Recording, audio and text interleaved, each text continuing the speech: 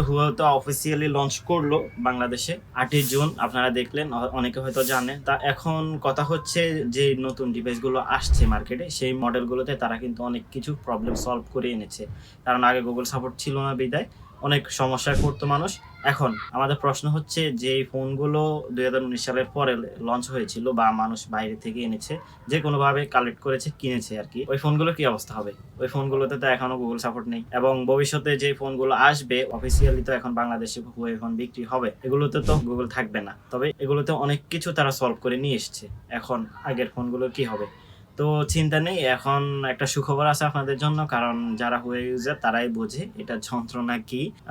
অনেকেই আমার কাছে অনেক রকমের প্রশ্ন করে, তো আমি যথেষ্ট পরিমাণ চেষ্টা করছি সবাইকে সলিউশন দেওয়ার। এখন এই পর্যায়ে এসে একটা পার্মানেন্টলি সলিউশন পাবেন ইনশাল্লাহ আপনারা, যদি এই ভিডিওটা সম্পূর্ণ দেখেন। কারণ এখন যে পদ্ধতিটা দেখাবো, এখানে আপনাদের জিবক্স ওল্ড ভার্সন খুঁজতে হবে না, বা অনেকের বিকাশ চলে না, নগদ চলে, অনেকের আবার নগদ চলে, বিকাশ চলে না, অনেকের ইউটিউব চলে না, আবার অনেকের ইউটিউব চলে, বিকাশ চলে না। মানে এক এক মডেলে এক এক প্রবলেম আর কি। তো আমি এখন যেভাবে দেখিয়ে দেবো, এইভাবে খুব সহজেই আপনারা আপনাদের মোবাইলে সেট আপ করে নিতে পারবেন, অফিসিয়ালি ইউটিউব সফটওয়্যারটি ইউজ করতে পারবেন, এবং কি আপনারা চাইলে বিকাশ, নগদ, রকেট যত সফটওয়্যার আছে গুগলের অন্তর্ভুক্ত, গুগল ড্রাইভ থেকে শুরু করে সবগুলো সফটওয়্যার আপনারা ব্যবহার করতে পারবেন, এবং কি আপনারা গেমসও খেলতে পারবেন। অনেক গেমস আছে না, সাপোর্ট করে না হুয়াওয়ে ফোনে। এখন থেকে আপনারা এই মেথডটিকে যদি কাজ করেন, তাহলে আপনারা গেমসও খেলতে পারবেন। তো চলুন কি শুরু করি। প্রথমত আমরা চলে যাব অ্যাপ গ্যালারিতে। এখানে স্কিপ করে দিয়ে আমরা এখানে সার্চ বারে লিখব জিবক্স। তো মেথড আছে, আপনারা ভিডিওটি দেখে তারপর কাজ করবেন, না হয় পরে ঝামেলা আবার পড়তে হবে। অ্যাকুরেট ভাবে যদি আপনারা কাজগুলো করেন, তাহলে সুন্দরভাবে সবকিছু সেট আপ হবে এবং কি আপনার ফোনে প্রবলেম করবেন। তো সফটওয়্যারটি ডাউনলোড হয়েছে, আমরা এটা ইনস্টল করব। এগ্রি দিয়ে এগিয়ে যাব। এখানে যে সব পারমিশন চাচ্ছে আমরা সবগুলো অ্যালাউ করে দিয়ে আমরা প্লে স্টোরে ওপেন করব।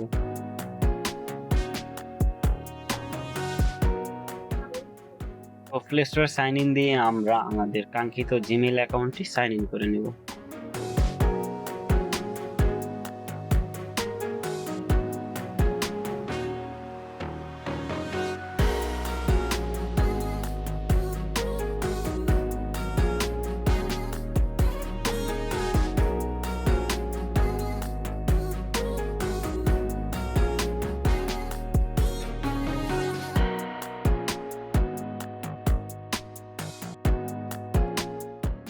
তো আমাদের প্লে স্টোরটি অন হয়ে গিয়েছে। তো এখান থেকে আমরা আমাদের যাবতীয় যেসব সফটওয়্যার প্রয়োজন সবগুলো ডাউনলোড করব।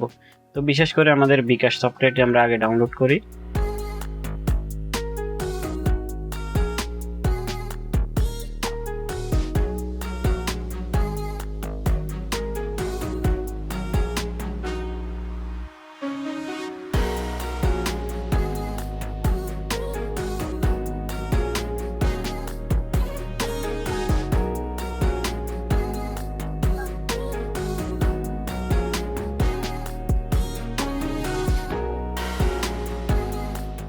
তো এটা আমরা শর্টকাটে অ্যাড করে দিই, আমরা আমাদের নগদ সফটওয়্যারটিও ডাউনলোড করে নিব।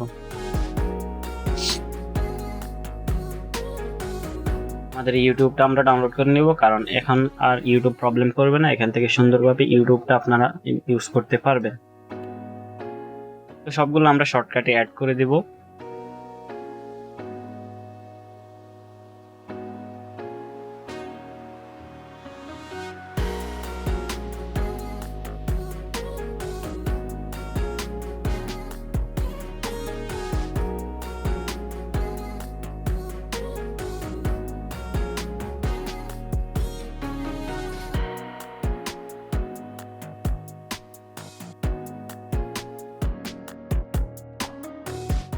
আমাদের বিকাশ সফটওয়্যারটি আমরা রান করে দেখি।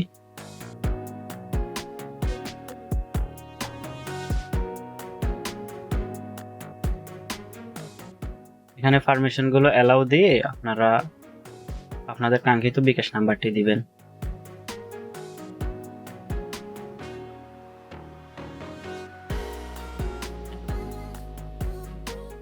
এখানে আমরা বিকাশ নাম্বারটি দিব। আর হ্যাঁ, কথা আরেকটা হচ্ছে, আপনারা ভিডিওটি ভালো লাগলে অবশ্যই লাইক, কমেন্ট এন্ড শেয়ার করবেন। আপনার কাজ হচ্ছে কিনা আপনারা কমেন্ট করবেন। যদি কোনো প্রবলেমে পড়েন কমেন্ট করবেন, ইনশাআল্লাহ আমি সলিউশন দেওয়ার চেষ্টা করব। দেখি আমাদের ওটিপি অটো রিড করে কিনা।